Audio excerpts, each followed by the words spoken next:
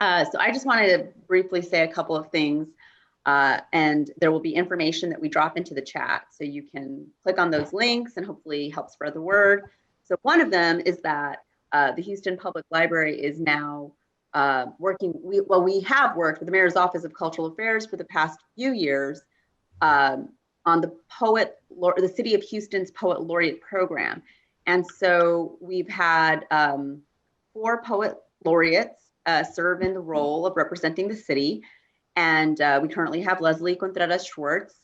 Her term will be up in April when the 5th poet laureate of Houston is selected. So we want everyone to help spread the word. If you're an interested applicant, please get your application in. So it's on the Mayor's Office of Cultural Affairs website, and all the guidelines are there, so you can read through that.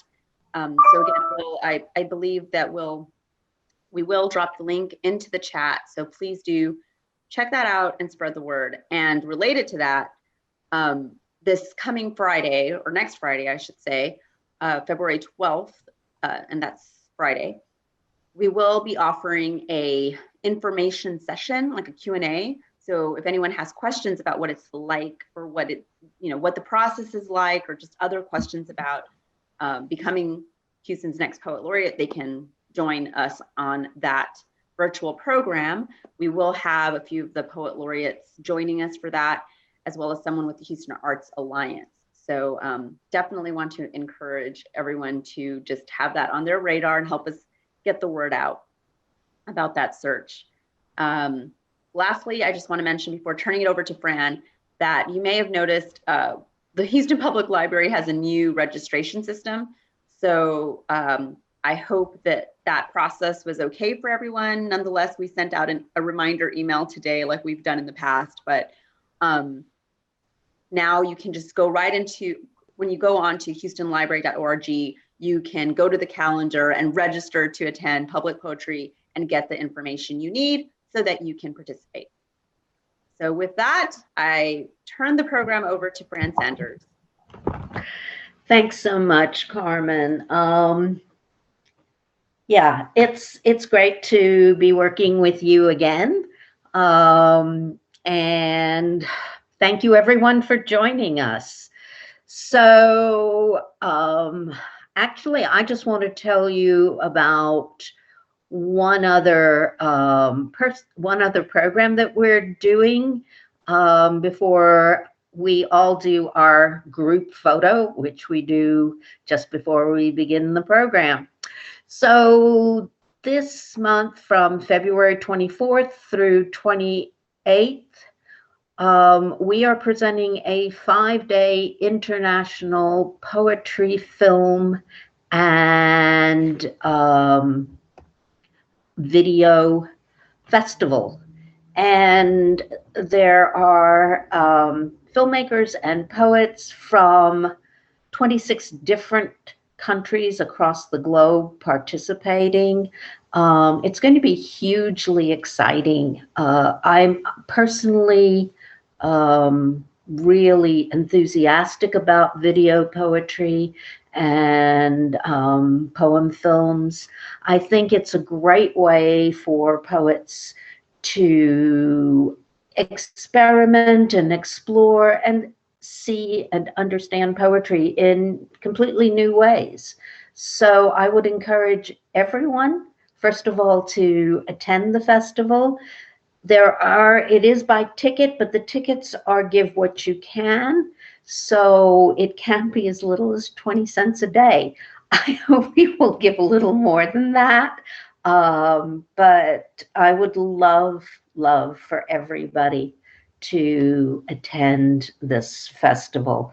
And we will also put information up about that on the chat. You can find details simply by going to publicpoetry.net, which talks about this as well as all the other programs we're doing. So without further ado, I think we have enough folks here that we can ask everyone to turn on their cameras so that we can see you guys. And then after that, we're going to black it out, except for the poets. And then when we come to the open mic, we will turn on your camera again if you're one of the poets reading for the open mic. So can we have everyone please turn on your camera?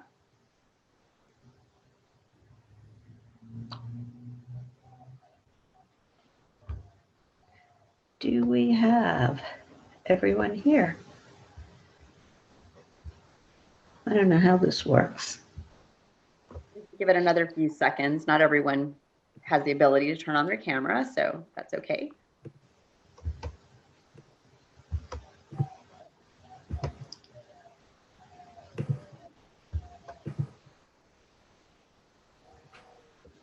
All right, Fran. Okay. Hi, everyone. I'm Carrie Riegler. I am recording this event so we can remember it for many years down the line. Hopefully, if we ever reach 20 years, we can look back at 10 years and just see what it was like back then in quarantine. Anyway, I'll be taking the photo. Since so many amazing people have come to this event, thank you. We'll have to take a few so I can make sure I get everyone. So just bear with me. Here at Public Poetry, when we take a photo, we like to say 1, 2, 3 and say poetry instead of cheese. So I hope everyone is ready. So 1, 2, 3, poetry. Poetry. Great. Okay. Now round 2, if you will. Okay. Hopefully everyone is ready. 1, 2, 3, poetry. Poetry. Okay, perfect. Thank you, everyone.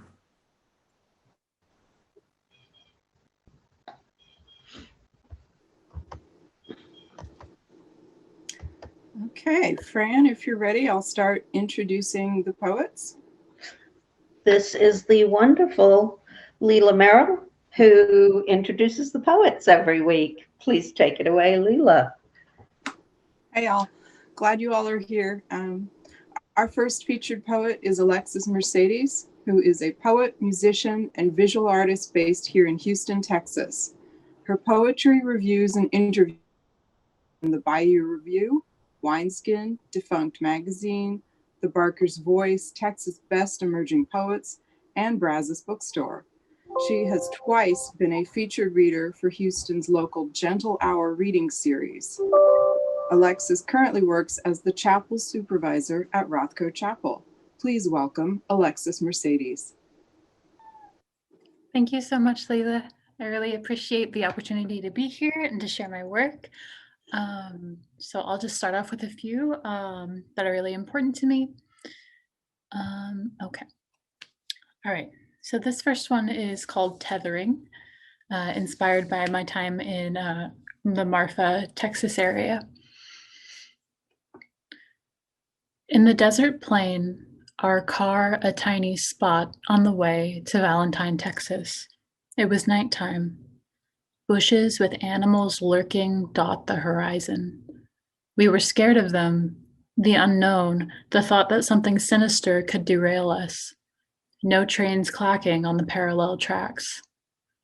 I liked the thought of tethering myself to you, my body obfuscated inside your green army jacket in the back seat while you drove for miles.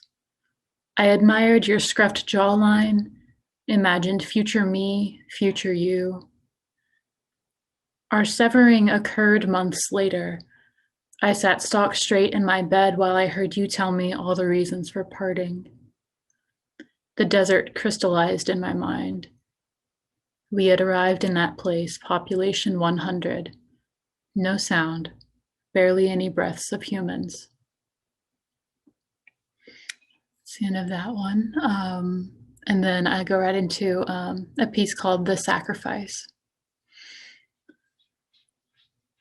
Don't trust the wolf if you can bear to recognize him when he stares you down with those sweet lamb's eyes, his fur matted with fluids, his heart bared and aching to be loved. He wants you. He needs a beautiful woman to devour. He invited me into his quaint house one night and made me the meal. The sacrifice is simple, one life for another, so I climbed into his mouth and he swallowed me whole. When he patted his stomach, satisfied, I felt the rumble against the sticky insides of his stomach lining. My fingers tangled in mucus, and his hot veins pulsed wildly, and that's when the acid poured on top of my head, bile strong enough to sizzle craters in my scalp, fall past my eyebrows and into my eyes, those wounds that ooze, recompense for my blind trust of a beast with a smile. He has spoiled himself with me. I can tell his mother loved him very much, assured him every moment, and pressed his head to her chest. I love you no matter what. The no matter what being the most important part of her love and mine, since the full sacrifice requires just so much to love a beast. The next, I have Self-Mutilation. The strange curdle of an elephant's howl. Did you know they bang their heads against the wall when they have lost their families? Their brains teem like flies on a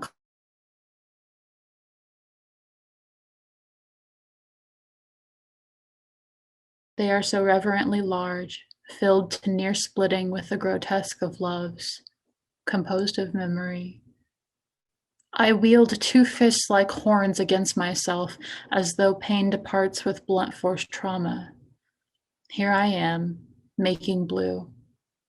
My memories are enemies, throat raw with a voice I picked up long ago, saying, I never forget a face. Then I think I have time for one more, just to make sure. Okay. This one is called Family Dynamic. It's about my brother who is in prison in Central Texas. I smell my brother's black leather jacket in the hall closet, hanging next to old flowered suitcases with broken plastic handles, maybe the ones he once used to run away. He's in a cell in Central Texas, the criminal. The unknown mind of that tall, brooding figure. He's my brother in the leather jacket with the shaved head, writing letters about the books he's reading. Yes to the books. Yes to the assault on the officers. Yes to running away. Yes to the stories my mom tells about him and his gray eyes. Yes to the way we both laid quiet as monks, 18 years apart, devoted to our silence and cribs, but same in melancholy and cynicism. Yes to our quiet minds and striking violent tendencies, the traits that tether us, the holes in the wall, from fists like the holes in our skins. Unknown brother taking ecstasy, walking around in grocery stores off Bengal and 290, near home, the cosmic brownies he ate, the chocolate chewy and melting in his mouth like fireworks and patterns on the glass doors of the frozen section. When he tells me this story, I want to be there too, 10 years ago, in a leather jacket, tripping and smoking. He only has so much time, it seems. So yes to only so much time. Yes to the missing, the segregated cell, the hug through thick glass. Yes to a monk's legacy, to making a home out of the Texas prison system, the jacket still hanging up in our hall closet. Yes to brothers in unknown jackets, smoking long ago forgotten and smashed cigarettes on elsewhere concrete, the smoke rising forever and ever. Amen. Thank you. Thank you. That was really powerful. Our next featured poet is Eric, recipient of the Imprint C. Glenn Camber Fellowship, and he is pursuing an MFA at the University of Houston. Eric currently serves as digital editor for Gulf Coast, a journal of literature and fine arts. Please welcome Eric Brown. Thank you, Leela, and thank you, Fran, for having me, and all the poetry folks. I was having some issues with leaf blower earlier, how that goes in Houston. And let me know in the chat if you can't hear me. This first round of poems these poems might be familiar if you've been with public poetry when I read last time. And then the second round of poems will be newer poems. Queer poem. Is a queer poem a burglary of joy on the page? Joy has to come from somewhere, something. Queer poem a melodrama, a kind of language? Is it camp and apolitical in its revolt, anarchic and thin? Is it sex or autoerotic, or does it deconstruct? Does it ring to the tune of compulsory heterosexuality? Does a queer poem fail where boyhood poems erupt? A queer poem knows there is no promised gravity.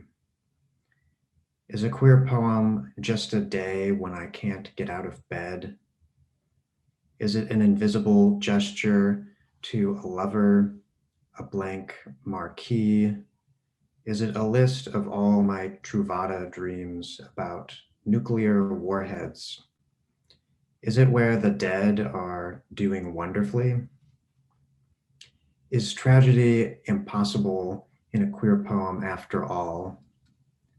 Like death, is it erotic or theoretical, a transdermal narcotic, a formal application of the constant move towards a default?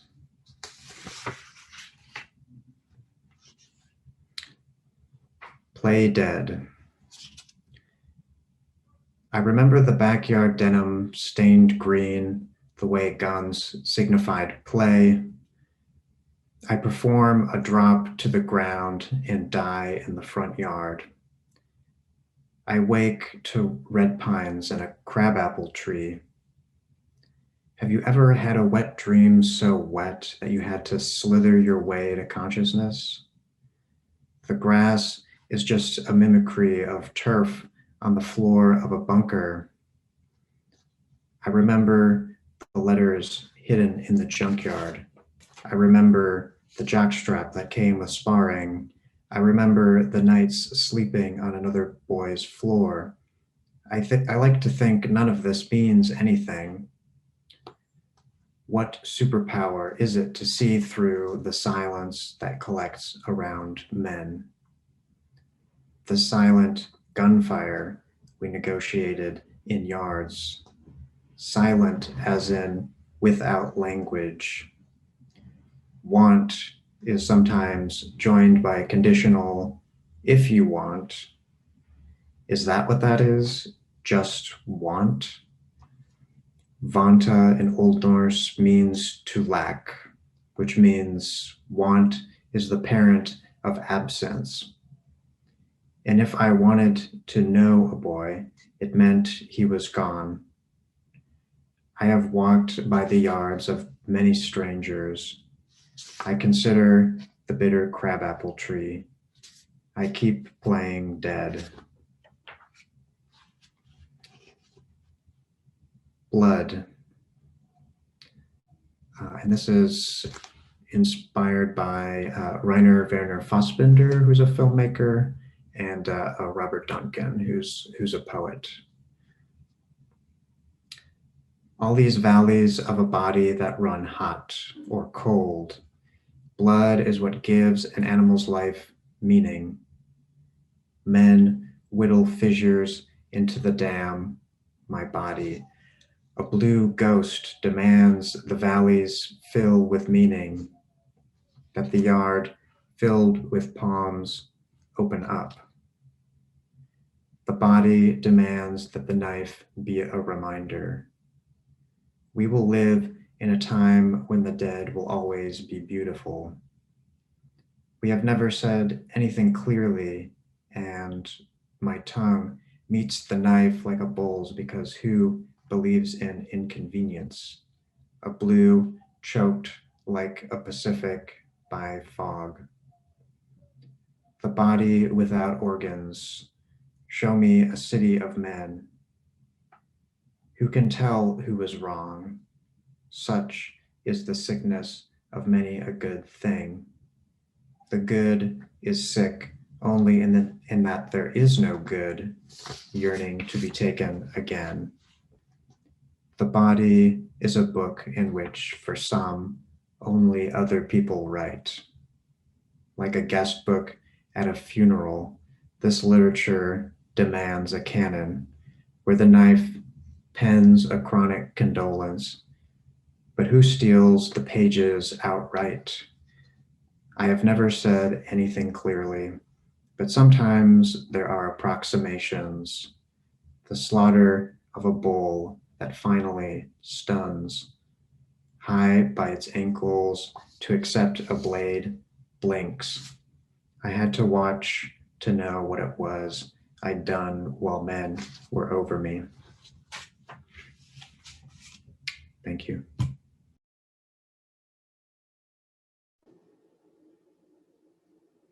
Thank you.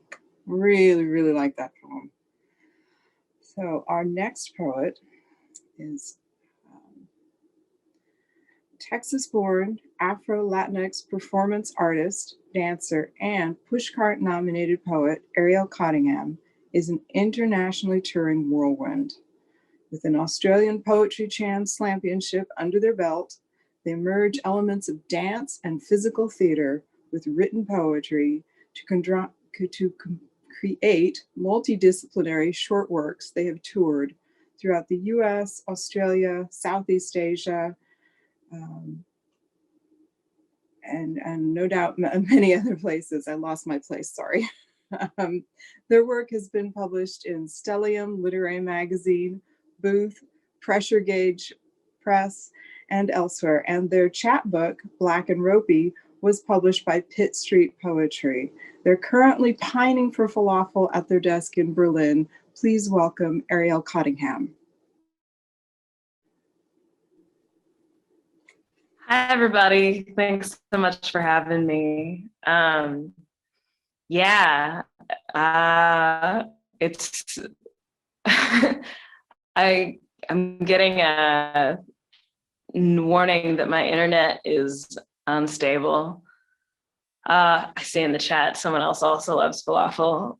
It's wonderful. I miss it so much. We're in lockdown round 3 here in Berlin, so I've spent a lot of time knitting.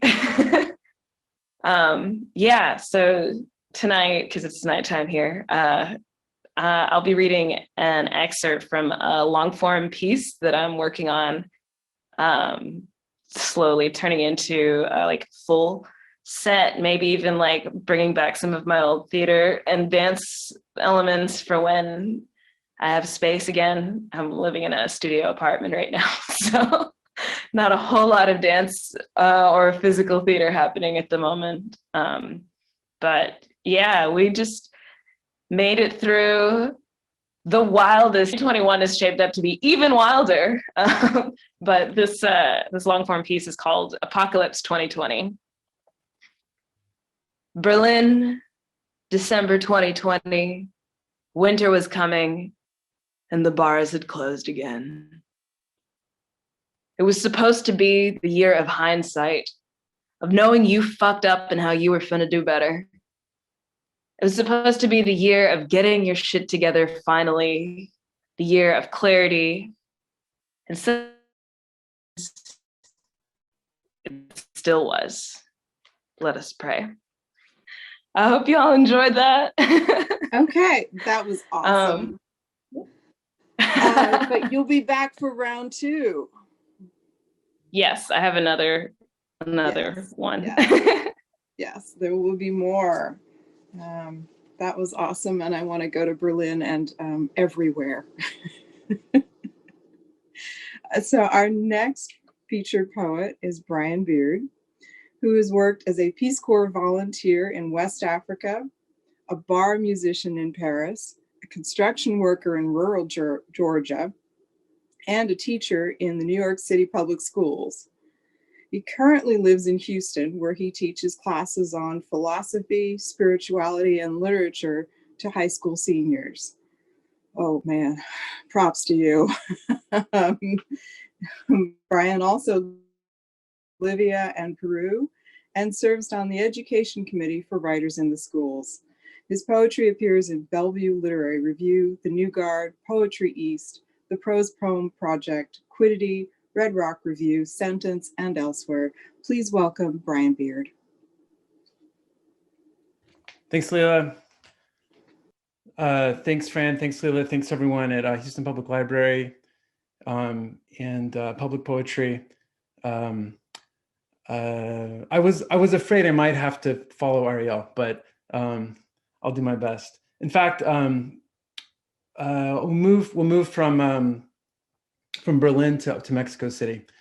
I also want to say before I start, I'm really grateful. Two very dear mentors of mine are here, Kurt Heinzelman and John Page, and I just want to thank you all so much for showing up. It really means a lot. All right, this poem came out in Spanish, and I started to translate it back in English and stopped halfway, so it's a bit of a mix. Death in CDMX. Sunday por la mañana. La colonia Roma está tranquila. The virus is spreading all over the world. Sobre el fregadero ondea la cortina, bandera blanca de mi vida. ¿En qué momento se cayó la botella del vino?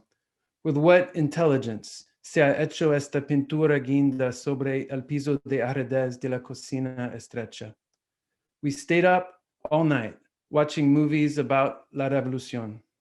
She sleeps on the sofa as if she herself were la muerta, engullido el tiempo en pedazos hambrientas y inconscientes.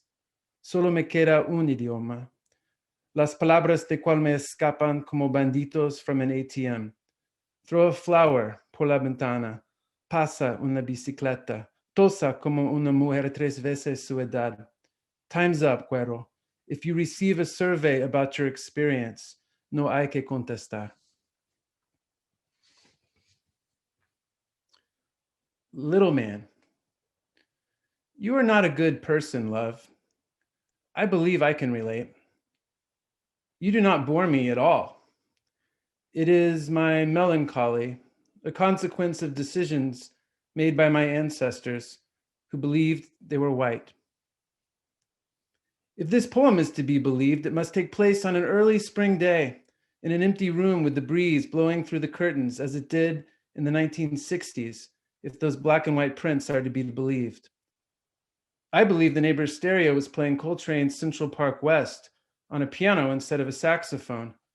Instead of a saxophone, I play it upon my life. The genius of genius is to make it look easy. The poetry of poetry is that no one cares. Let us take away all the drugs for a moment, all the drugs, starting with the hardest, the self. I'm a little man, love, a little man, not little enough.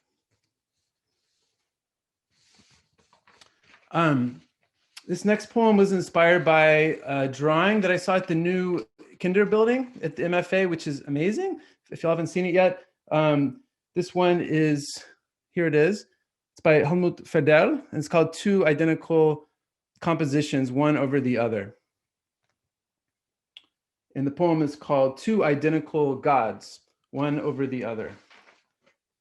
This one is like that one, is love. Knows you will die, will do nothing to stop it.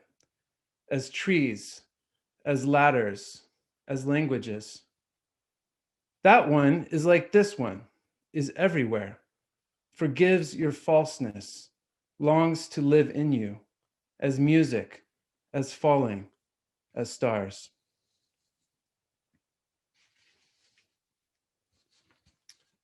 The new couple. The TVs glow in the windows of the apartments across the street. The season in which young men must collide into each other, or Christmas will not come, or something. On the sidewalk below, a mother turns to wait for her crying child. Everything is an emergency, or nothing is. Sometimes I go to your Starbucks and give them your name to see how it looks upon the cup. The barista's black whirls and loops, humanity asserting itself in an age of extreme commodification, remnants from a world in which our names were inscribed in the book of life or something. The sky will never be the same now it has been copy-pasted from an image search. A new couple has moved in below. At night they moan, and I think of us when we were young and still eager to run up on the shores of each other or something. Do you remember our first night in the city when we sat pressed against each other in the dark of that little club? The lilting of the saxophone, the cold outside, the cigar we shared. I run my tongue against my teeth, but find only the saliva of an old man.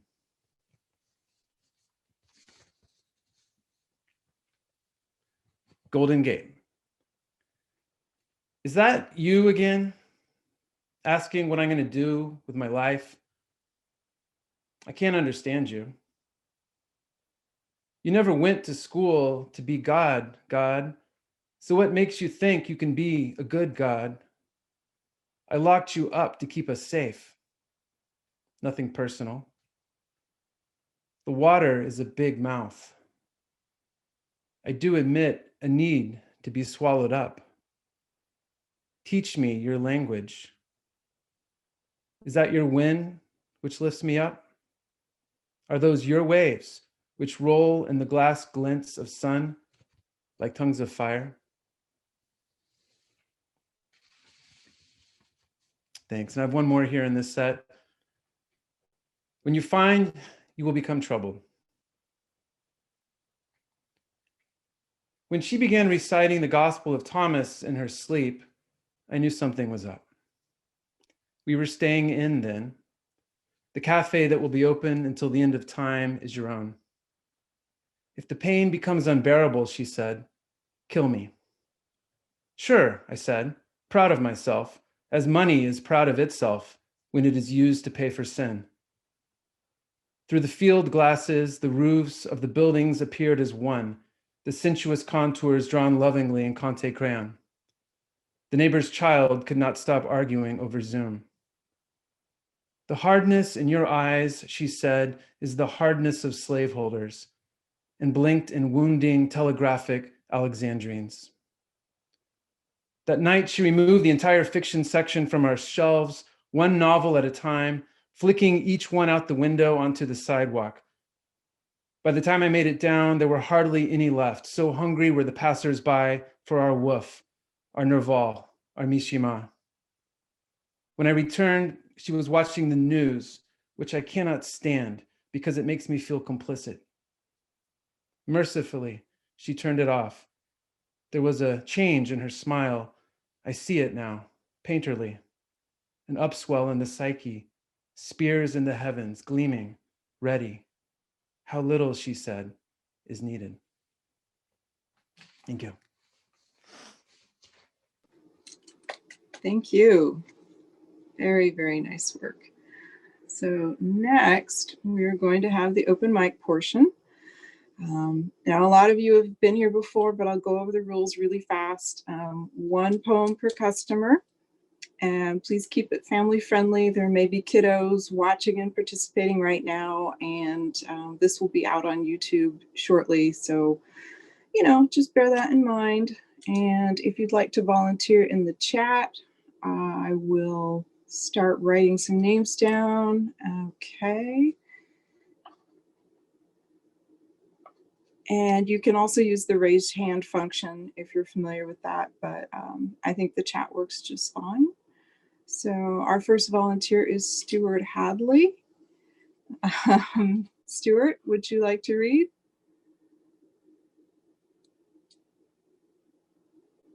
Sure, I'd be happy to.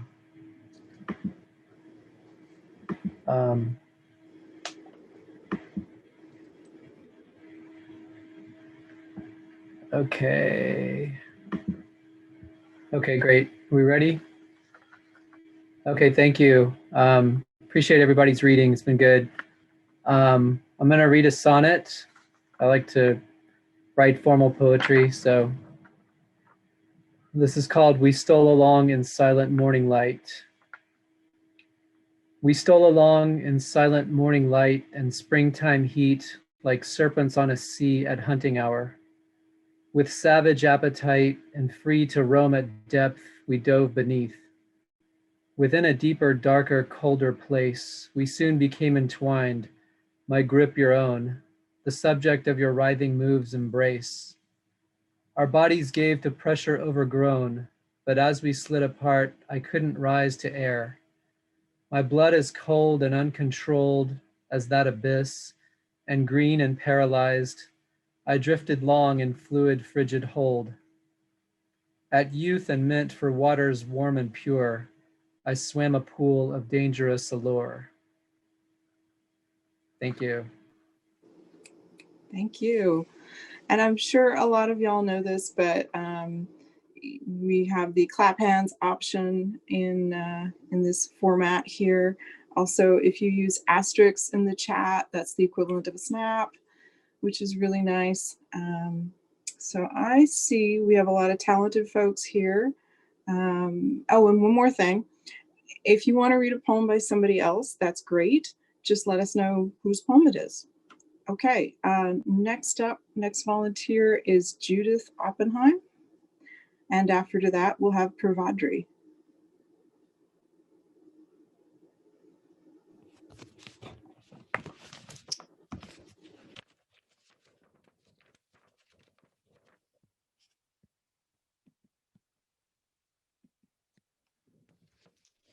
This is called In the Driver's Seat.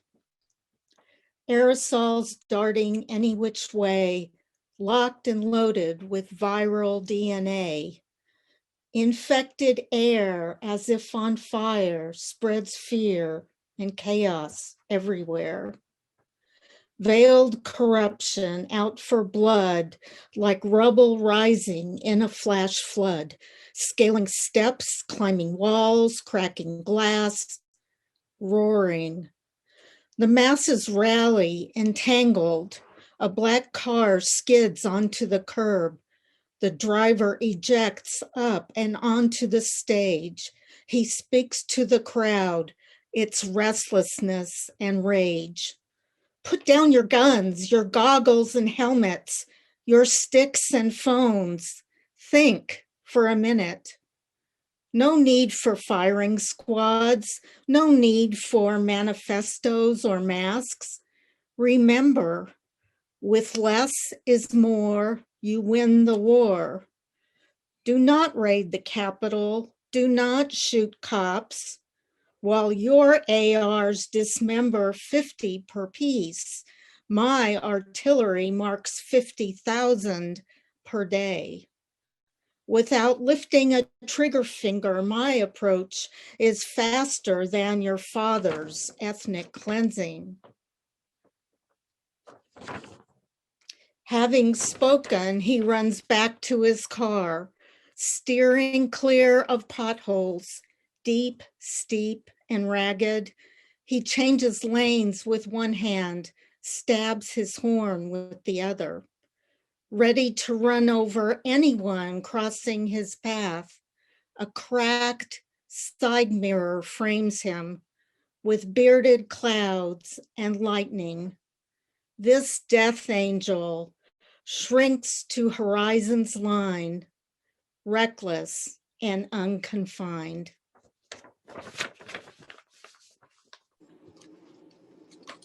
Thank you. Welcome. It's very good to see you. All right, next up we'll have Pravadri, followed by Lisa.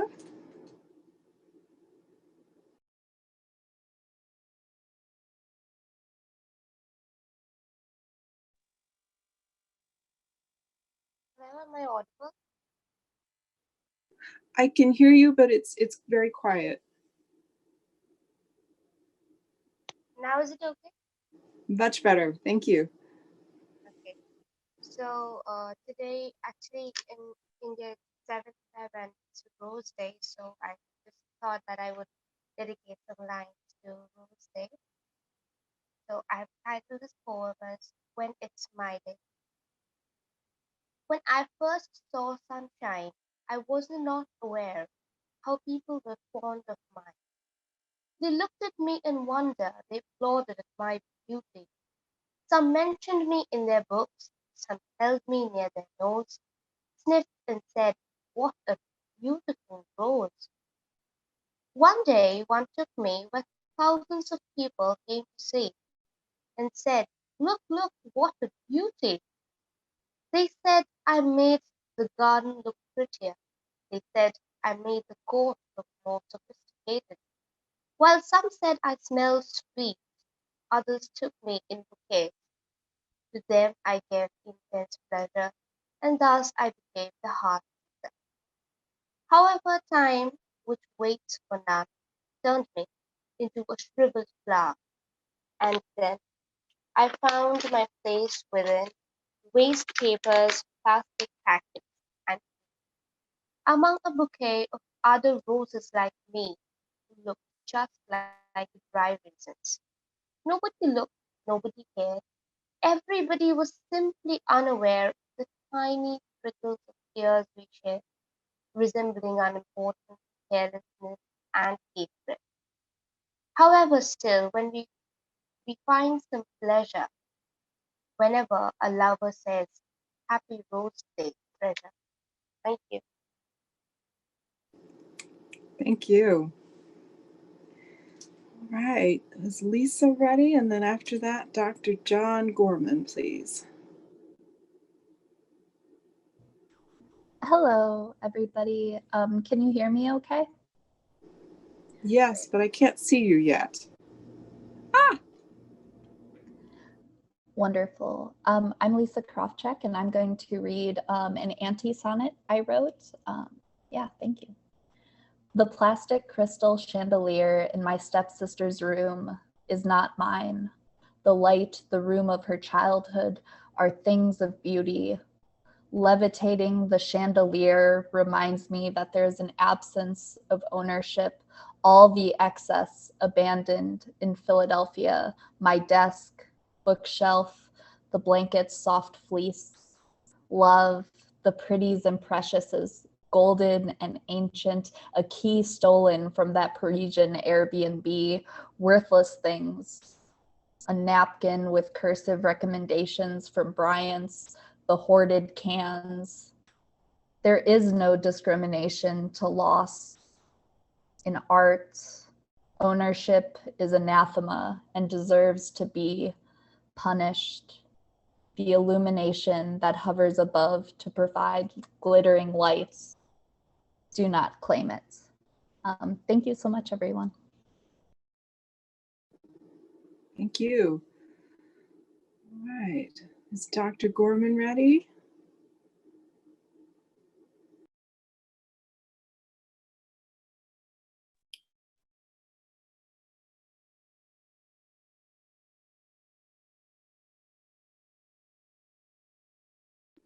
Okay.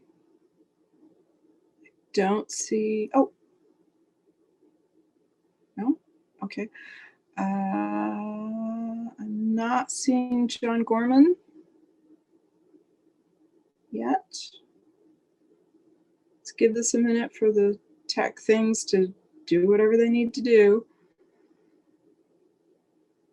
Because I know I saw his name on here. I did. I really did. I am not imagining this. There he is, Layla. John is on.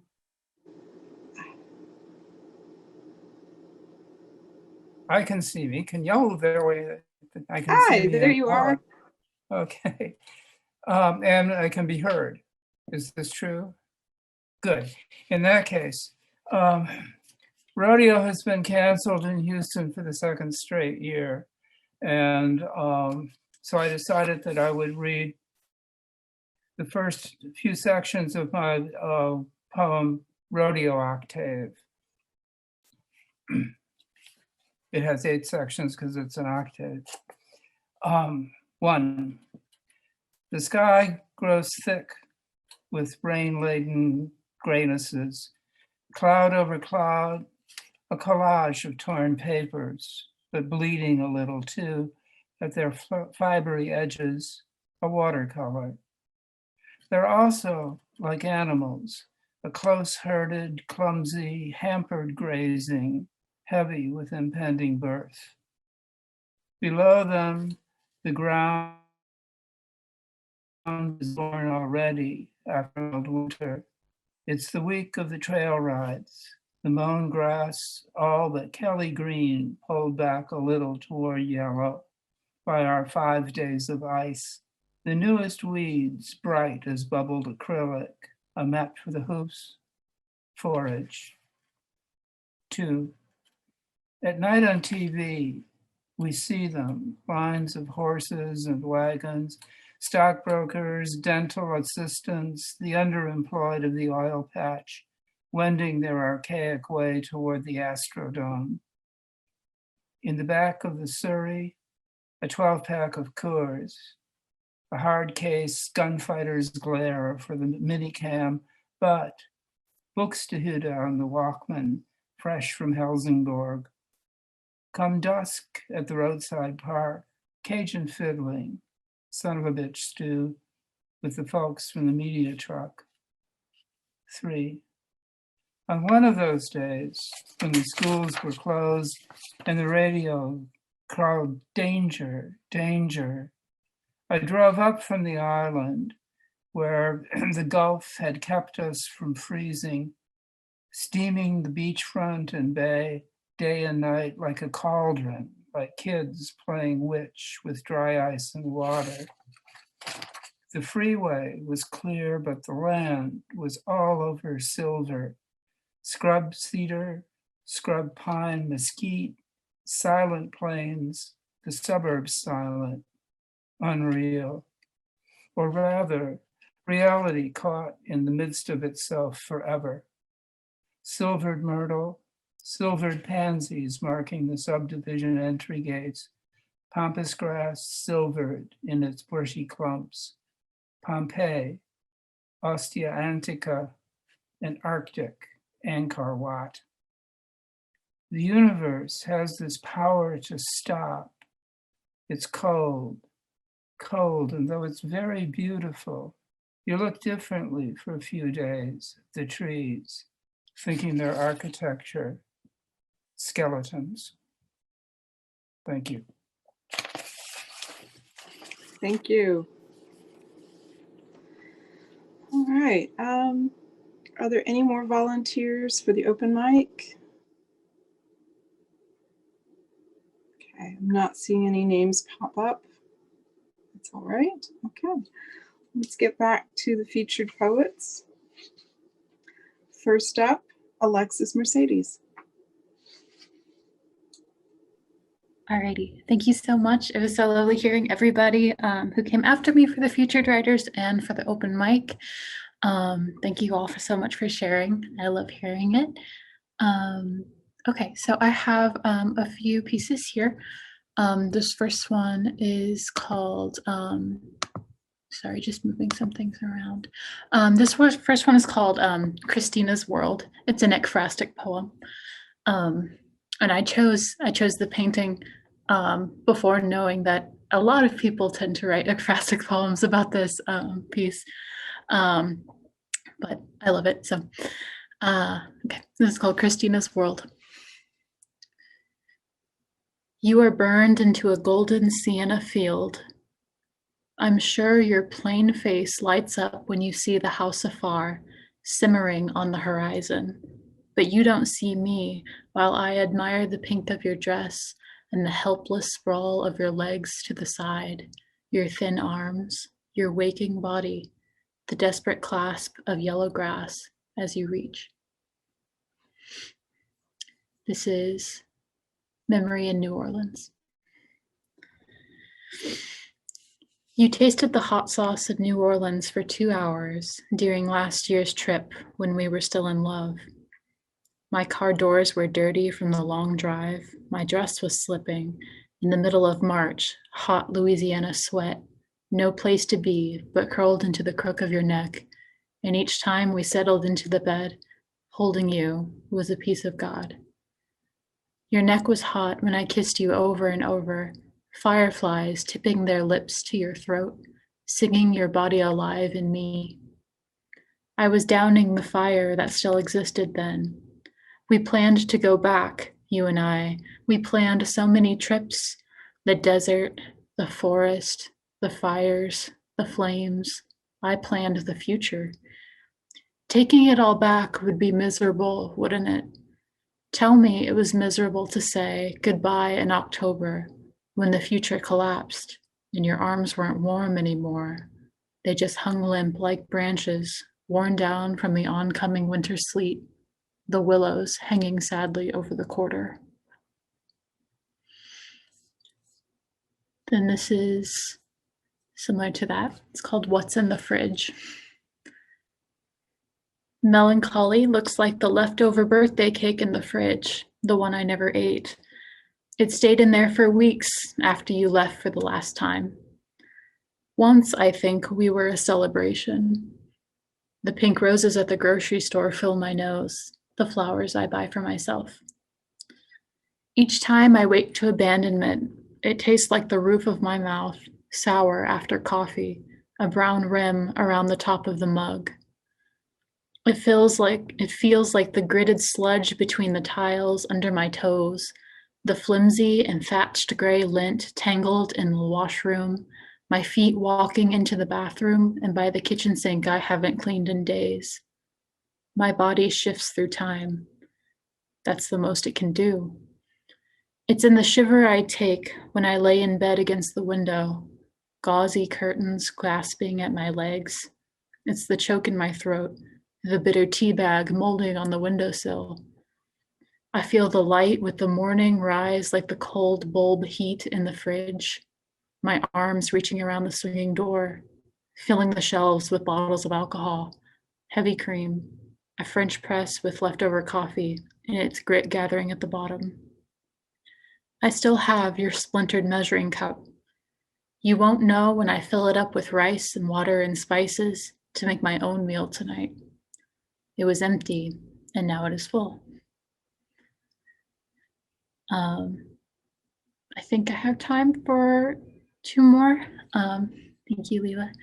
And these two are kind of thank you so much for the comments. I really appreciate them so much. Very validating, very helpful.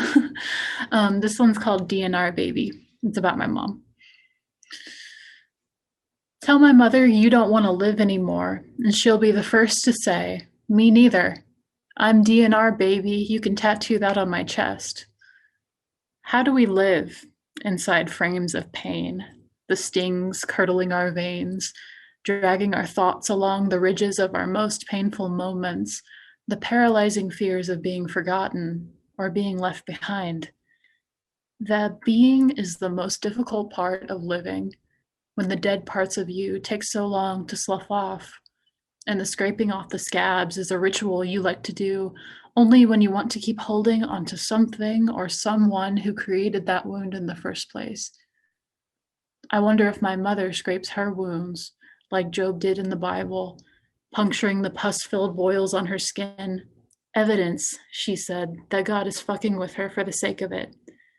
And who among us do I not know? Tell me which of my friends and lovers and past selves are not all too cursing the day we were born. And then to end, this one is called Consolation, and it's very short. Today I cried. Nothing could have consoled me had not that cat curled into my arms like a sailboat embraces a lighthouse. No fear of riptide. Thank you. Thank you.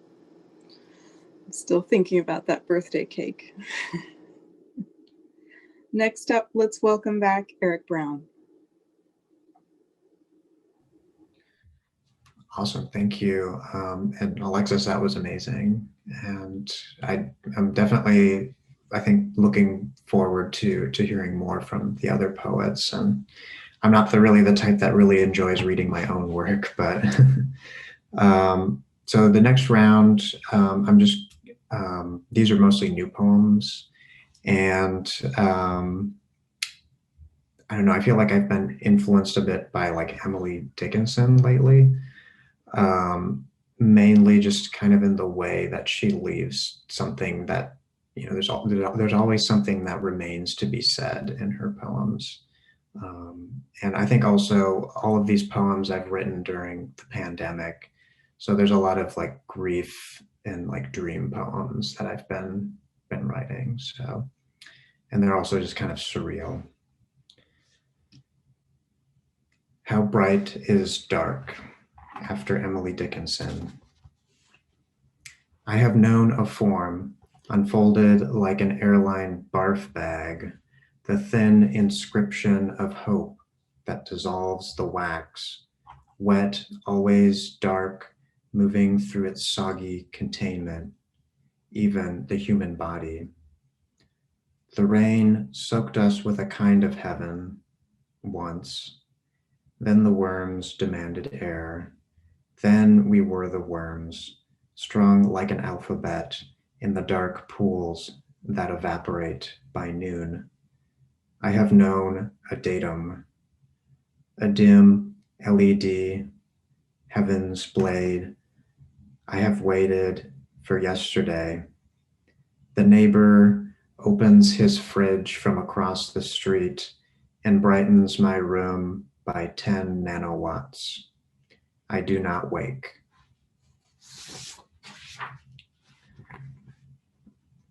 This poem is Untitled. Whiplash of the torn landing in bedrooms, altitude of bodies that have never landed, given nothing but the noontide friction. How does one trace the line of flight? Is it the static after the machine has crashed, the chafe of going through a life or a body? The frame is the gender of our feeling. Basswood, obeche, mahogany, ash, white pine offers its shifting night to the letting go.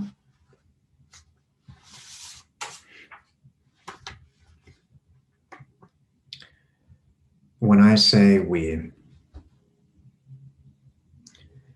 joy turns into a lurking predator on hot summer days. It traverses the neighborhood unseen, luring people out into their confusion, into the novelty of desire that weaves in the parked cars, those big empty things. I have wanted ice cream at times. The park has a new 100-foot banner that says, dogs must be leashed, as if dogs were the problem. Whenever I say we, I mean every signifier I've ever loved. We sat on the edge of the park under an oak tree, and we became too many people for just one oak. I want to turn to color again, but can't. The blue noise of the sky has gone quiet, and we have given and taken like snakes in broad daylight. And this is my last poem, and there's a lot of pauses, so bear with me. Poem to a body with changing pronouns. Would hold me on the beach, pinned to the sand, over a small bath towel. I didn't know that two people could exist in a moment of non-existence. But you were young then. I have never been, nowhere to be. I have come, the fallout of clouds, like a roach, wash the day out. I forget my pulse is not an ocean. It is time to go, wading back into the placeholder, my body, without the body of another, who grieves daily. How does it take without taking, without words? Kelp tangle in the unforgivable sand, fishy iodine and brine. In this place, it is not illegal to pee. It will accept all things. Empty the body or the chemicular ghost of modernity. Give it the dead in coffins of plastic the size of beads, together with the crepuscular sanderlings edging the tide, then hovering to the rack line. The ballad finds a prolapse always in a kind of science, and the science tells us much about everything except what we really want to know, which perhaps is nothing.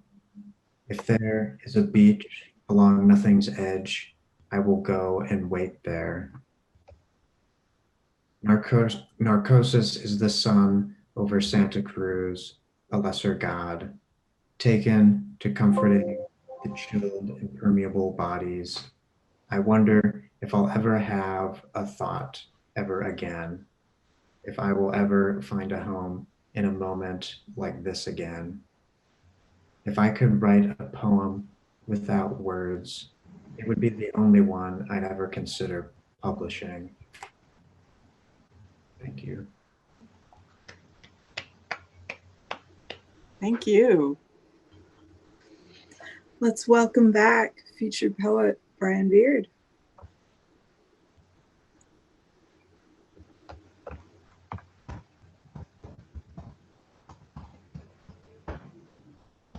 Thanks. This has been a lot of fun. Really appreciate it.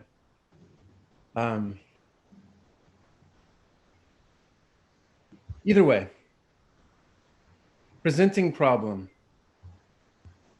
not engaged. Just like that about myself. Example, join movement. Deleted email, was in far off country. Literary history, many times wrote poems, many times rejected. Sad, sometimes published, still sad. Who else read? Do not know. Self-inflicted pain history, burned hand on cookie sheet. Why bake cookies? Do not like. Thought when pain stops, will change life. Pain stopped, did not change life. Met friend for coffee, full of fire. Buck up, said, we'll do bang up job, referring to my project, as of then and as of yet unrealized. Sure, said, understanding limits of language, more or less. But a heart like cat, jumping off mountain, felt next to punch or be punched, went merry way, walked, public transportation crowded, not an option, still taking that walk. Problem, am dull person. Problem, am self-centered person. Why center on self? Self is not a legend. Look at darkness in world, darkness inside of me. If God exists, help. If God does not exist, help.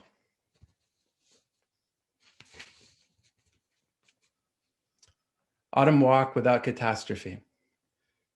The sun was a helium balloon on the string of tree, distant like a distant friend. The fallen leaves, having been released from duty, sang their freedom as my boots crunched upon them, speeding them along to their next life's work. Taking your advice, I kept my chin up and almost fell into the pond. In real life, 9,000 years ago, the birds were the first to hop on social media. The jackdaw perched above the Euphrates, posing on fleek. Hashtag bug life. The sparrow in the rushes. Hashtag he's got his eye on me. the endless tweet wars of the ravens and the grackles. The other creatures followed in mass, disrupting the ecosystem. Too much liking, too much hashtags blessed, not enough hunting, not enough death, which God, as I'm sure you've noticed, likes to keep above a certain level. So she flooded the world. The last satellite fell to Earth sometime between the invention of writing and the sale of the first slave. Recently, of course, the platform started back up again, half a century after Hiroshima and 5 years after McDonald's introduced supersizing. Now my plumber wants me to like him on Facebook, and my face wash wants me to share my skincare story. Even God has a presence, so don't be deceived. At Jealous God is a fake account managed by overly caffeinated angels. As for me, I keep deleting my accounts, but even while writing this poem, my phone buzzed and I swiped like a fiend to witness my uncles sow hatred among men for the umpteenth time by weaponizing religio-politics. Now do I care to end this poem? Now do I dare to stare across this thin window as the sun grows sunnier, as the gray grass grows greener, as two friends of mine, a couple of cardinals, flitter in the boxwood? I will post and post and post, but it's not me.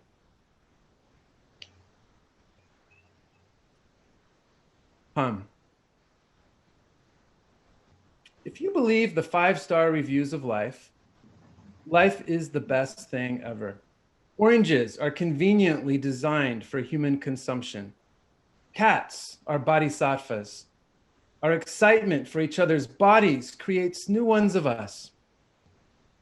If you believe the 1-star reviews of life, it's unfathomable how anyone could stomach sticking around for more than 40 years. Child brides, oil spills, auto-tune. Lighting never strikes the right people. Tonight I lay on this aggressively bleached motel bed comforter somewhere between Dallas and nowhere, anesthetized by the bottle of red wine my 2000 demons made me buy at Buc-ee's as my phone plays Sentimental Mood, as immortalized by Dizzy Gillespie and John Coltrane on September 26, 1963. Once the woman I love and I were waiting at the hospital for the elevator to take us up to the room where a child would be born to us. Also waiting beside us was the actor, Philip Seymour Hoffman. He might have been humming. 11 years later, he was found dead in his bathtub, a syringe in his arm.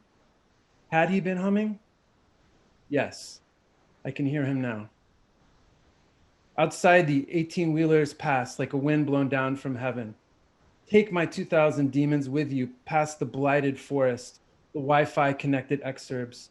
Take them with you to the nearest pig farm. Let them stampede across the state of Texas and hurl themselves into the Gulf of Mexico. Let the surf catch them and spin them and knock them about. Let them kick and claw and sputter and choke until they drown. Let the tide carry them out on their backs, their hooves raised in surrender, their jaws open to hum.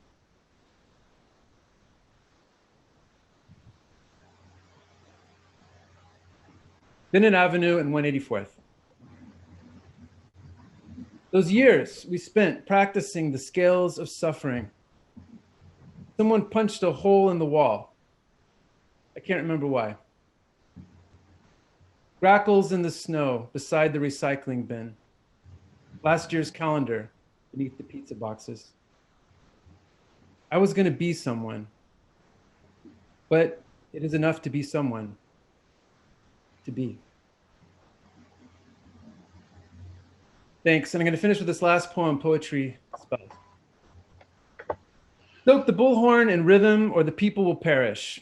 Count the strokes as the dugout approaches the edge of the world. I see you, Emily Dickinson, sitting by the window in the house of misunderstanding, impersonating nobody. We march for justice on a Grecian urn, lining up against the forces of order, who with their rubber bullet guns take aim on our eyes, which God gave us to see the world. We are dying. The earth is dying with us. Yet, here is a needle to stitch together the colonized mind, the traumatized body. Fast for 3 days. Meet me at midnight. Bring all of you. Thank you.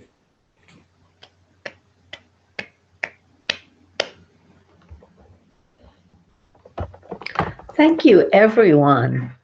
This has been an amazing reading. I've really enjoyed listening to all of you.